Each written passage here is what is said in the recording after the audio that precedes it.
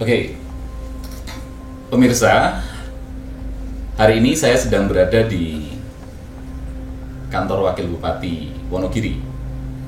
Bersama saya hari ini ada Pak Wakil Bupati Wonogiri yang beberapa waktu yang lalu baru saja dilantik menjadi Wakil Bupati untuk periode 2021-2020 ya?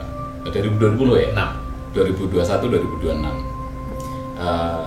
Ada Pak Setio Soekarno yang nanti kita akan ajak bicara beliau tentang berbagai hal mengenai sosok pribadi dari Pak Setio Soekarno ini.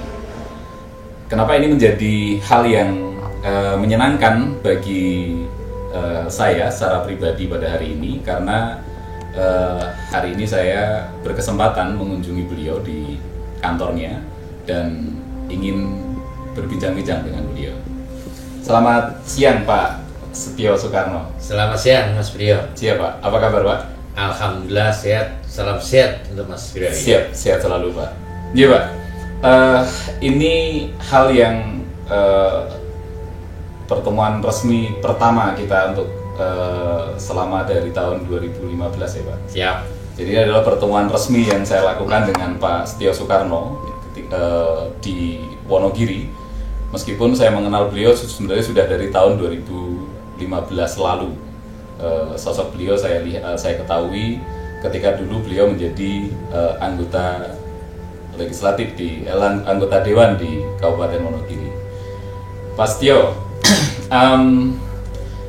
Pak Setio ini sebagai seorang politisi sudah berapa tahun, Pak? Saya sudah tahun 99 itu menjadi anggota DPRD yang pertama 2004, kemudian 2004 2009, 2009 2014, 2014 2019, 2019 sampai dengan 2020 saya menjadi anggota DPRD. Dan kalau di politik sekarang saya juga masuk di jabatan politik karena mendapatkan amanah sebagai wakil bupati. Siap. Kalau secara politik sebenarnya karir politik Bapak itu dimulai dari mana sih Pak? Saya sebagai pengurus partai aja. Jadi tahun 99 saya menjadi pengurus partai PDI Perjuangan di tingkat desa. Karena situasi transisi yang seperti itu, maka tahun 99 itu banyak sekali yang anggota DPRD itu terjadi dari non struktural, karena memang struktural khususnya bicara PDI Perjuangan belum terbentuk seperti yang sekarang. Jadi dari tahun 99 itu sudah berada di jajaran pengurus ya? Iya. Oke. Lalu di tahun 2004 mulai masuk itu dari 2009 masuk ke DPRD berarti 2009 dari 1999 atau dari 2004? Kalau saya masuk menjadi struktural partai itu mulai tertata itu kan setelah tahun 2000. Betul. Ada kongres PDI Perjuangan, kemudian kami menjadi ketua partai di tingkat kecamatan dan menjadi pengurus partai di tingkat kabupaten sampai sekarang. Berarti di DPC sampai sekarang ya? Iya. Pengalaman yang paling menyenangkan Pak, ini kita bicara tentang hal-hal yang menyenangkan saja yang pernah Bapak alami sebagai seorang politisi ketika menjadi anggota dewan di Kabupaten Wonogiri. Itu sebenarnya hal-hal yang menurut Bapak sangat memorable, sangat susah untuk dilupakan, itu apa Pak? Saya tahun 2001 ada satu wilayah yang di situ namanya Desa Sendangrejo, tepatnya di Dusun Purworejo, Kecamatan Baturono, Kabupaten Wonogiri. Dusun itu hanya berpenghuni 22 kakak dan sudah belasan tahun itu mengajukan penerangan PLN ya. Tetapi kan kita ketahui bahwa desa itu terpencil sehingga sudah puluhan tahun, belasan tahun itu nggak teraliri. Karena apa? Karena PLN BUMN, sehingga secara kalkulasi pembiayaan itu Untung enggak, rugi. ya nggak nyambung lah. Betul. Maka saat itu dengan saya menjadi anggota DPRD dengan fungsi anggaran, fungsi legislasinya, saya bisa mengajukan lewat APBD tahun 2001. Alhamdulillah saat itu bisa kita alokasikan anggaran sekitar 110 juta. Waktu itu ya, Waktu 2001 ya. 2001. Nah, sehingga dengan anggaran 110 juta itu bisa teraliri listrik 22 KK. Itulah suatu yang sampai dengan saat ini tidak bisa kami lupakan, tapi yang jelas bahwa prinsip dasarnya hal-hal yang paling menggembirakan ketika kita menjadi anggota legislatif atau seorang politisi itu yaitu bagaimana kita mampu merealisasikan suatu program, suatu kegiatan yang sangat dinanti masyarakat dan itu tidak pernah terwujud dan kita mampu wujudkan. Itu untuk kesejahteraan masyarakat gitu. Jadi kalau secara personal itu menjadi karya monumental ya sebenarnya. Ya. Ya. Jadi artinya ada pekerjaan yang dilakukan berdasarkan campur tangan pribadi kita gitu, karena kita punya jabatan pada posisi tertentu sehingga bisa menghasilkan itu. Iya. Dan kebetulan itu berada di basis daerah pemilihan Bapak ya? Iya. Oh iya. Jadi di daerah pemilihan berapa sana itu? Daerah pemilihan 5. Daerah 5 ya? Iya. Itu daerah yang paling menyeramkan kalau daerah pemilihan katanya gitu. 5 itu menyeramkan karena wilayahnya terlalu luas juga. Iya. Pemirsa, pertemuan saya dengan Pak Setio Soekarno, Wakil Bupati Wonogiri pada hari ini tidak akan lengkap kalau kita tidak berbicara tentang hal apa saja yang dilakukan beliau, kesibukan beliau selama menjadi Wakil Bupati Wonogiri. Seseru apa sih sebenarnya yang kita bisa dapatkan dari beliau ketika menjabat menjadi Wakil Bupati? Pak Setio? Iya. Tentunya selamat dulu Pak. Bapak sekarang sudah menjadi Wakil Bupati Wonogiri. Terima kasih. Siap. Ya. Pak, Bapak kalau kantor jam berapa Pak sekarang? Kalau ngantor ya sampai di sini jam 8, jam setengah 8 gitu Mas. Jam setengah 8, jam 8 sudah sampai di kantor ya Pak? Ya. Kalau dulu waktu jadi anggota Dewan, bisa lebih siang atau lebih pagi Pak? Lebih siang. Oh lebih siang, Lebih siang. gitu, lebih siang. Gitu. Iya. Jadi bisa lebih siang daripada. Selama aktivitas rutinitas menjadi berkantor di tempat yang baru ini, yang Bapak rasakan berubah drastis apa Pak? Selain jam kantornya yang berangkat lebih pagi Pak? Yang berubah drastis adalah tentang bagaimana Pulangnya juga berubah ya Pak? berubah. Pulangnya juga berubah ya? Berubah. Kalau dulu itu jam kerjanya jam 9.09 sampai jam 14.00. Sekarang mulai jam 07.00 sampai dengan jam 15.30. 15.30 Ya. Oke. Pak, Bapak ini sebenarnya selama ini apa namanya? Kalau hobi gitu, Bapak sebenarnya punya hobi apa sih Pak? Hobinya olahraga. Olahraga? Ya.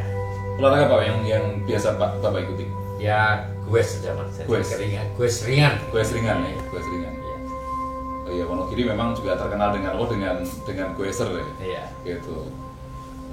Milihnya trek yang nanjak-nanjak atau yang lurus-lurus saja? Yang lurus-lurus saja. Lurus-lurus Jadi saja. Karena usianya sudah di atas kepala 5, kita pakai yang lurus-lurus. Oh, yang trek lurus-lurus Trek, saja. iya. Biasanya Bapak ambil waktu seminggu sekali atau dilakukan berapa kali seminggu Pak? Ya kadang seminggu 4 kali, 3 Loh. kali. Pagi, siang, sore Pak? Sore. Oh sore, biasanya Ya, sore. sore. Wah malah masih apa namanya masih sangat sering ya berarti Pak? Ya. Masih 4 kali, lebih dari 4 kali ya masih sering Pak. Dari rumah ke arah mana Pak biasanya yang Pak Setio lintasi? Kalau saya di Baturno itu ya lintas putar distrik kecamatan Baturno dengan jarak tempuh 10 sampai 12 km Oke. per sore itu ya untuk menjaga kebugaran Oh, tubuh aja. siap, Pak. Ada perubahan apa sini? Ada perubahan panggilan nggak Pak dari sini dari masyarakat sekitar gitu ya, setelah sekarang Bapak yang dulu menjadi anggota dewan terus sekarang jadi Pak Wakil Bupati gitu, ada yang kalau manggil dengan jabatannya atau biasa aja dengan panggil Pak Setio gitu? Kalau masyarakat umum tidak ada perubahan. Tidak ada perubahan. Tapi kalau seperti Pak ya pegawai begitu ada perubahan Pak Wabub Oh, Pak Wabub gitu ya. Jadi kalau dulu kan Pak Setio gitu, Pak Setio, sekarang dulu. Pak Wabub gitu ya. Oke. Pak sering ke rumah Bapak dekat pasar tuh. Iya. Ke Pasar Batu tuh Bapak sering ke nengokin pasar nggak? Oh sering sekali karena kebetulan Nyonya itu kan punya kios di pasar dan setiap hari ke pasar. Jadi Oh. kalau hari-hari libur Mhm. itu membantu Nyonya ke pasar. Oh, jadi juga salah satu. Jadi Nyonya itu penghuni pasar. Iya. Pasar Batu Retno ya, Iya. Pasar Bung Karno ya. Iya. Waktu itu di apa namanya? Ada pagelaran wayang di sana itu Pak. Iya, ya? iya. Pak, Bapak itu nggak punya makanan apa jenis makanan kesukaan gitu Pak? Ya makanan kesukaan nggak ada yang suka banget, tetapi memang ya makanan saya semuanya suka. Jadi seperti ketela godok, kemudian gendar pecel, itu makanan-makanan tradisional yang sering kita suka kita makan setiap hari begitu. Oh, jadi kalau kuliner sebenarnya Bapak nggak berpantang ya dengan makan? Enggak. Enggak ya? Ya. Jadi makan ya biasa aja kayak apa Biasa. kayak kalau ya orang kebanyakan aja Iya, iya. nggak berpantang ya makan. Iya. Kalau saya kan memang suka wisata kuliner Pak. Gitu. Jadi memang kalau saya secara pribadi itu suka wisata kuliner. Itu kerjaan saya itu kalau kemana-mana itu yang saya cari adalah makanan khas di apa namanya di satu tempat itu. Termasuk juga di Wonogiri sebenarnya. Nah makanan tradisional memang juga seperti kita juga punya sama pandang gitu kalau makan tradisional ya mulai dari gendar pecel, mulai dari gedok, mulai dari segala macam dan seterusnya itu makanan jajanan pasar ya Pak. Iya. Kalau kita sebut jajanan pasar kita juga sama-sama ini. Kalau pasar Batu Retno itu begitu sudah terjadi perubahan, maksudnya begitu dulu waktu yang lama dengan yang sekarang itu kalau secara fasilitas pasti enakan sekarang. Tapi kalau view-nya menurut Bapak enakan yang dulu atau enakan yang sekarang Pak? Iya tetap enakan yang sekarang. Oh enakan yang sekarang nih. Saya pikir sudah dibangun bagus itu, terus ada yang bilang enakan yang dulu karena yang dulu nggak kayak gini apa nih. Tetap enakan yang sekarang ya Pak. Yang sekarang. Tingkat itu ya. Iya. Dua lantai. Terbesar ya Pak di Wonogiri masih terbesar ya. Selain Purwantoro? Masih bisa di Batu. kalau besarnya bangunannya besar di Purwantoro. tapi ramainya tetap ramai pasar di Batu. Oh iya. Batu itu wilayah yang sangat dikelilingi oleh pasar itu karena besar karena dikelilingi oleh pasar oleh kecamatan-kecamatan di sekitar ya. Iya. Ada Batuwarno, ada Karangtengah, dari utara berarti ada mana Mutoronadi gitu ya, yang Tirtomoyo. juga ke sana berarti Tirtomoyo dan seterusnya pasti ramai. Pak, kalau tadi Bapak menyampaikan kalau sekarang masuk kerja itu sudah mulai pagi, ya kan? Terus pulang agak sore. Apakah ini berpengaruh terhadap terhadap waktu ketemunya dengan orang di rumah Pak, dengan cucu, dengan siapa dan seterusnya, berpengaruh nggak Pak? pengaruhnya malah justru baik. Oh malah justru baik. Justru baik. Jadi ketika saya dulu menjadi anggota DPRD itu kan banyak kegiatan-kegiatan perjalanan dinas ke luar kota. Tapi sekarang setelah menjadi wakil bupati ini kan sampai dengan saat ini kan kita belum pernah melaksanakan perjalanan dinas ke luar kota, sehingga quality time lah. Jadi untuk dengan keluarga selalu bisa ketemu, selalu bisa bersama dengan cucu di rumah, begitu Mas. Oh justru malah dengan dengan waktu yang sekarang jam kerjanya yang tambah padat, tapi justru malah punya kualitas ketemu dengan keluarga lebih baik. Iya. Wah ini Berarti keteraturan itu juga menguntungkan ya Pak? Menguntungkan. Menguntungkan di satu sisi. Secara hubungan kekeluargaan. Jadi menguntungkan karena bisa ketemu dengan ketemu dengan cucu. Pak usianya berapa tuh cucunya Pak?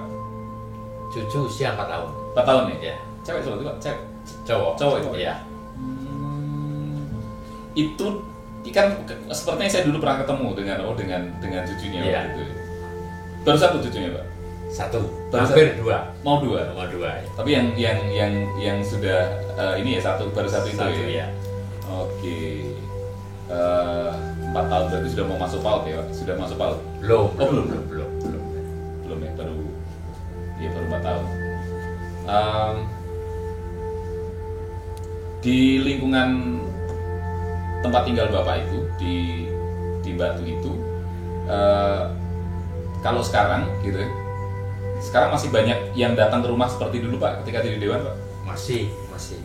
Sehingga kenapa hari ini saya belum di rumah dinas itu kan salah satu teman-teman masyarakat itu kan kadang-kadang masih ingin ketemu untuk sharing di sore hari, sehingga kalau nanti saya tidak di rumah itu kan tidak bisa ketemu. Makanya saya tetap pulang terus, jadi hanya insidentil transit aja kita gunakan rumah dinas itu, selain istri saya karena punya pekerjaan di Batu. Oke. Jadi selama 4 bulan ini belum ada di rumah dinas karena satu memang masyarakat juga masih suka datang ke rumah ya gitu ya. Terus yang pertama itu karena kedua ya ibu juga ada pekerjaan di sana juga ya di itu. Pemirsa, berbicara tentang Pak Setio Soekarno itu berbicara tentang tokoh politik lama sebenarnya. Beliau sudah cukup lama malang melintang di dunia perpolitikan Kabupaten Wonogiri. Sudah 5 kali jadi anggota dewan, gitu Pak? Ya. 5 kali berarti sudah cukup panjang itu. Berarti dari tahun 2000 tahun 99 sampai 2020 sampai tahun 2021 tahun. 21 tahun menjadi ya tokoh politik di Wonogiri. Tentunya beliau sudah kenyang dengan dengan pengalaman berinteraksi dengan pergantian pimpinan yang ada di Wonogiri. Ketika Bapak selama menjadi 5 kali anggota dewan, berarti sudah ganti berapa pimpinan di Wonogiri Pak? Maksudnya di Bupatinya. Bupati berapa kali berarti? Ngelewati bupati berapa kali Pak? Bupati itu ada Pak Dr. Andes Susilo, kemudian Pak Begung Purnomo Sidi 2 kali, Bapak Dana Rahmanto 1 kali, 3, kemudian Bapak Ini Joko Sutopo. Ada transisi. Iya, transisi. Itu Bapak Sarwa Pramana.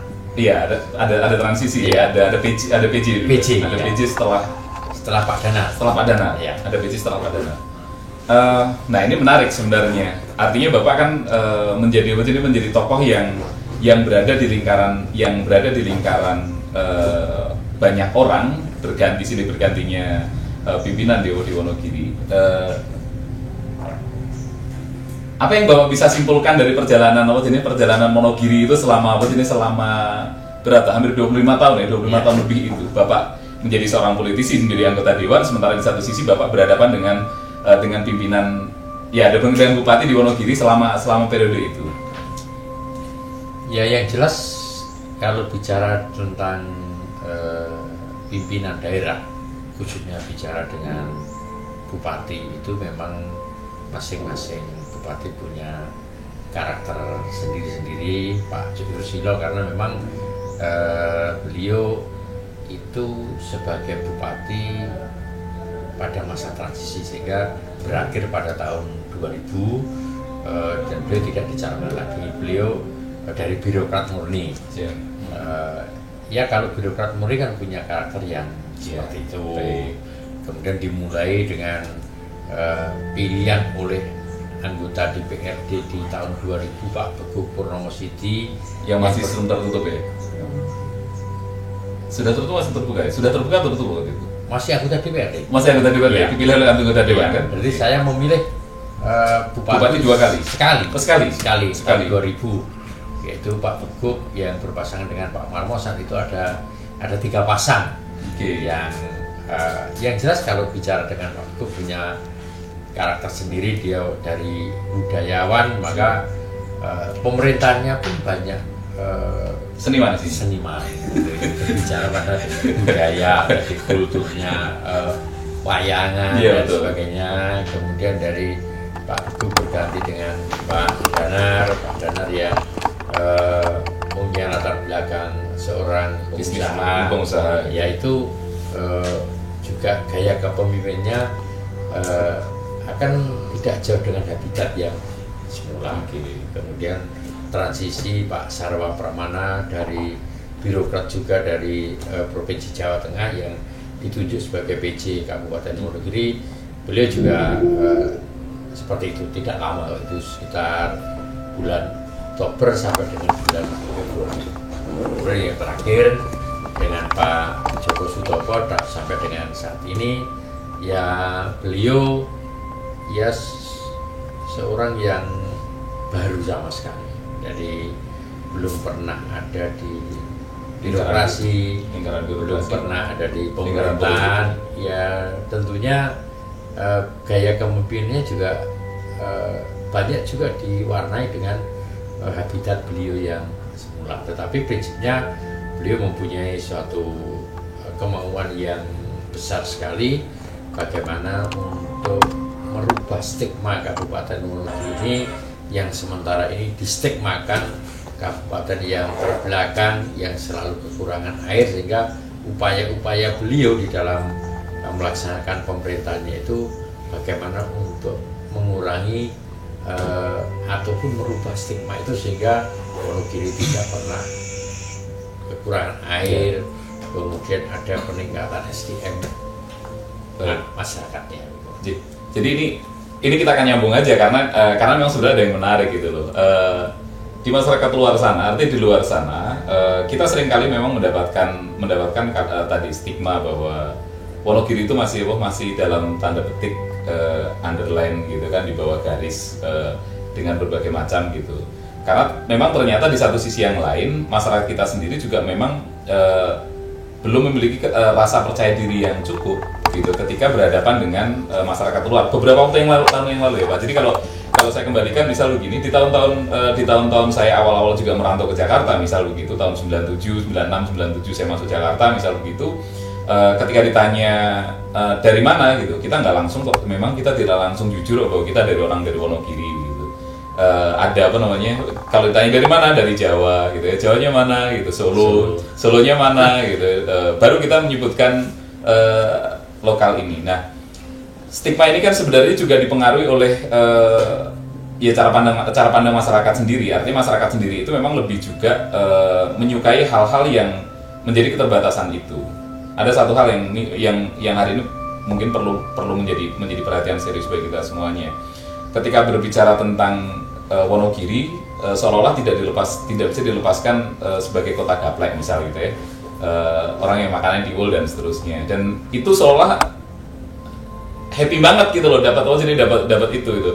Padahal di satu sisi yang lain gitu ya, Wonogiri juga punya icon-icon yang saya nggak tahu nanti apakah naik ke depan itu akan diperjuangkan sedemikian rupa untuk menjadi salah satu akses kebanggaan Wonogiri atau tidak gitu, berbagai tanaman hortikultura dan seterusnya itu akan menjadi catatan bagi Wonogiri. Nah Pak, 25 tahun sudah berada di ruang apa namanya, di ruang pengawasan gitu Pak. 25 tahun lebih di ruang pengawasan terhadap berjalannya pemerintahan di Kabupaten Wonogiri dengan segala macam dinamika yang sebelumnya. Lalu tiba-tiba pada tahun 2020 gitu ya, 2020 ya Pak ya, 2020 Bapak harus menggeser diri ke dalam ruang yang diawasi gitu ya. Kalau kemarin mengawasi gitu ya, sekarang diawasi. Ada perasaan yang berbeda nggak Pak? Jelas ada yang berbeda. Ada yang hilang? Atau ada yang kurang? Ada yang hilang dan ada yang kurang. Ada yang kurang, ada yang hilang gitu. Yang apa ya namanya? Yang kalau Bapak rasakan secara emosional gitu, kan pasti tidak mudah ya Pak. berubah dari satu jenis satu kebiasaan pola lama gitu ya, terus tiba-tiba masuk ke sesuatu yang baru yang harus menyelaraskan diri dengan posisi dan seterusnya gitu. Pasti akan ya lumayan sulit juga ya untuk bisa ini. Nah Pak, di anggota dewan itu kan sebenarnya tidak terlalu banyak Pak. Iya. Tidak terlalu banyak Pak. Kita masih hari ini kita baru punya 50 ya. Iya. Berarti 50 itu 10 dari, kalau kita menggunakan hitungan nominal kemarin kan berarti 10 kali 5 dapil ya. Iya, Seharusnya maksudnya iya, ya. iya. Setiap dapil kan harus 10 kan, harus 10. Dari 5 dapil kan berarti ada 5 yang harus, ada 10 yang harus Tapi masuk. pastinya ada yang 11, ada yang 9. Ya kalau itu kan akses keterpilihan kalau Iya. itu, tapi kan seharusnya masing-masing dapil itu kan munculnya 10 gitu, diwakili oleh 10 orang. Kalau berdasarkan, saya akan mencoba tuh mengajak Pak Setia untuk berbicara pada masa lalu ya, karena mengenai masa lalu tuh nggak ada salahnya Pak ternyata. Jadi berbicara masa lalu tuh nggak ada salahnya Pak, dengan dinamika Wonogiri yang secara geografis demikian, secara kultur demikian dan seterusnya itu yang sebenarnya dibutuhkan oleh masyarakat terhadap, atau apa ya bahasanya ya, yang diharapkan oleh masyarakat dari teman-teman yang ada di anggota dewan itu, kalau Bapak biasa turun itu sebenarnya apa sih Pak yang biasa masih sering disuarakan sebagai sebagai apa ya namanya, aspirasi. Nah, sebagai aspirasi itu masih berkutat tentang hal apa saja sih Pak? Kalau berbicara aspirasi dari masyarakat itu yang jelas banyak berkaitan dengan infrastruktur.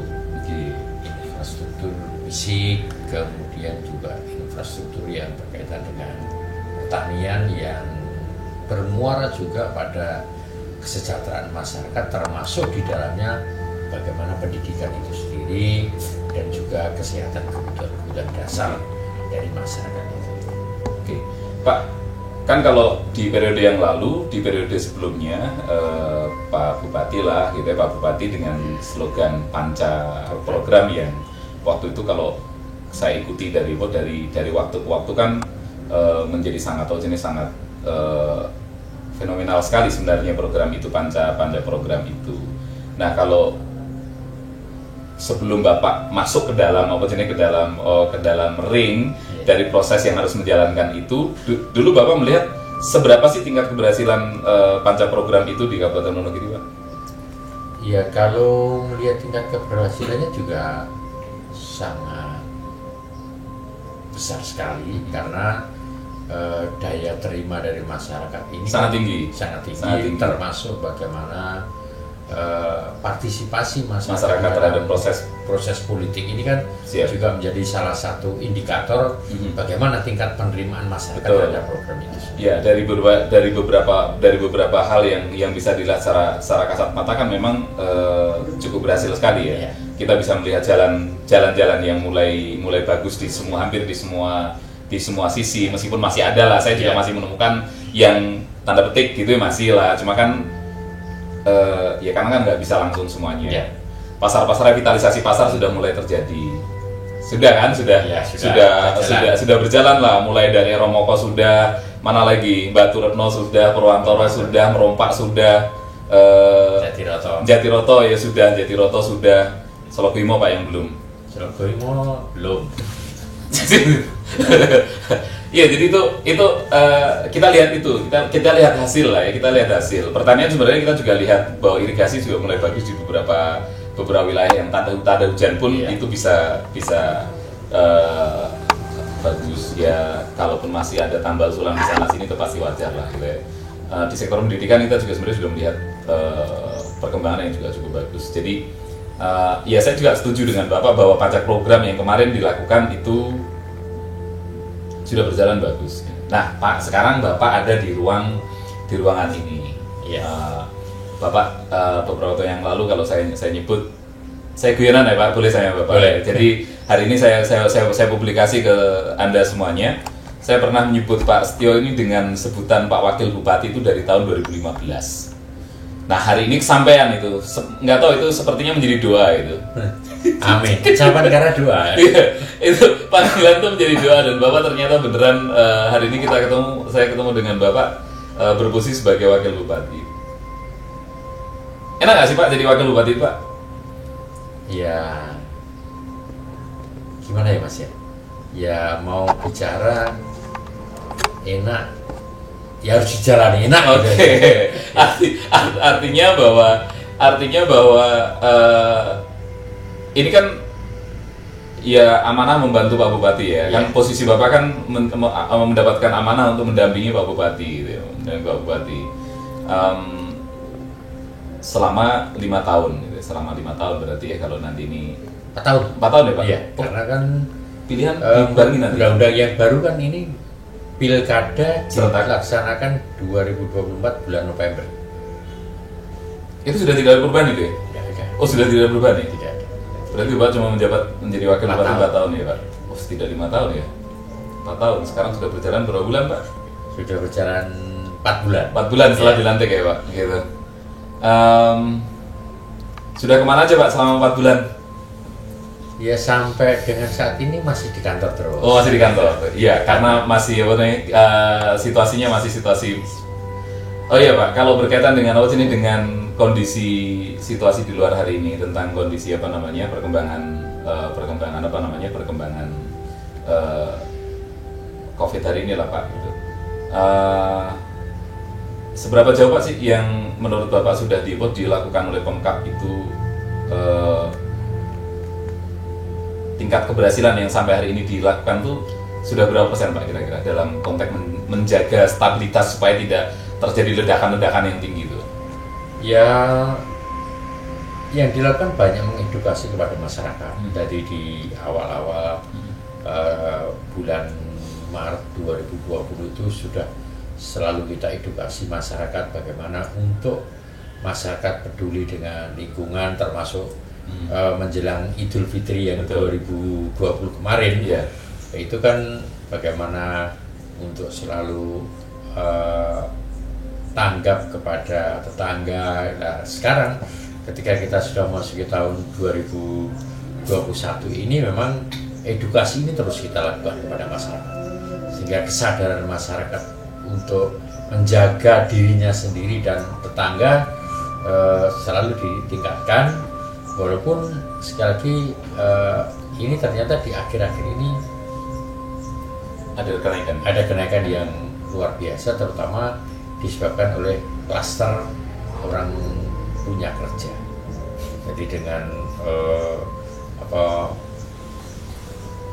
Kudus dengan Demak yang besar itu ternyata ini juga mempengaruhi ke Kabupaten Wonogiri yang hari ini beberapa titik itu sampai melaksanakan PPKM mikro.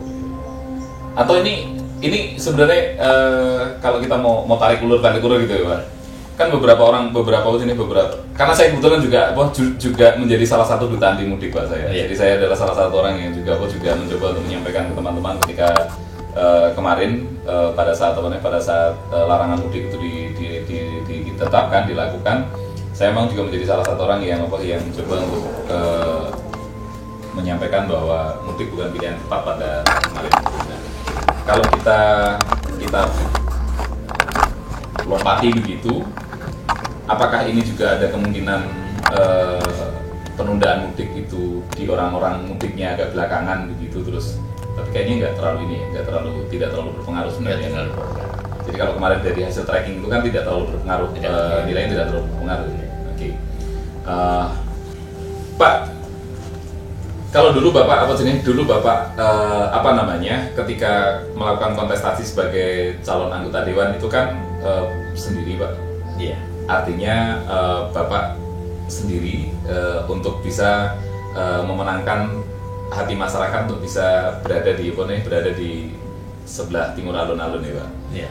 Lalu dalam kontestasi pilihan bupati Bapak kan berpasangan tuh dengan Pak Joko Sutopo gitu. Dengan dinamika yang muncul gitu. Perbedaan Perbedaan pertempuran yang terjadi itu seperti apa sih Pak kalau yang Bapak rasain?